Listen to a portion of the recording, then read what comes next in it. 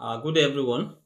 Today, I would like us to look at this word altar, Altar.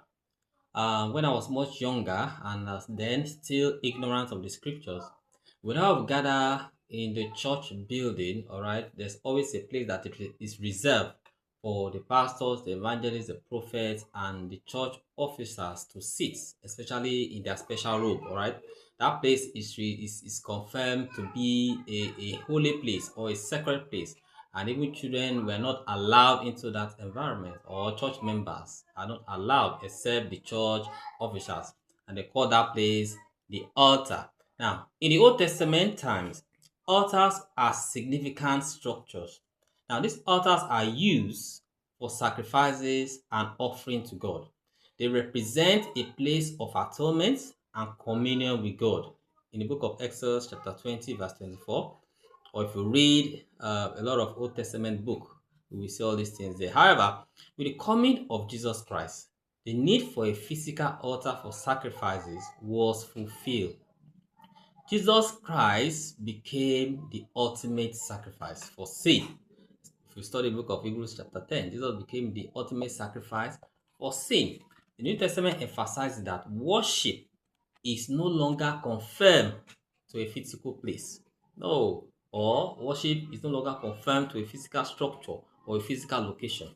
In the book of John chapter 4, from verse 21 down through 24, the Bible says, the true worshippers will worship the Father in spirit and in truth. So these days, true worshippers will worship God in spirit and in truth. Now, the New Testament teaches that the church is the body of Christ, according to the book of First Corinthians chapter 12. Now, this body does not require a physical altar because Jesus Christ himself is our mediator, according to First Timothy chapter 2. We study from verse 5. Jesus is our mediator. Now, we are members of the body. The church is not a building. The church is the body of believers, a group of believers, a community of believers. So Jesus himself is our mediator. So believers are called to be living sacrifices. Christians are called to be what? Living sacrifices, offering themselves to God, which is a spiritual act of worship, according to Romans chapter 12.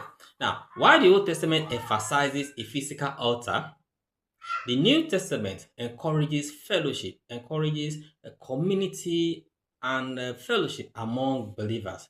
Now, the focus have shifted now from a central altar to the gathering of believers as the church. So there is no such thing as an altar today in the church building, or what people call altar call.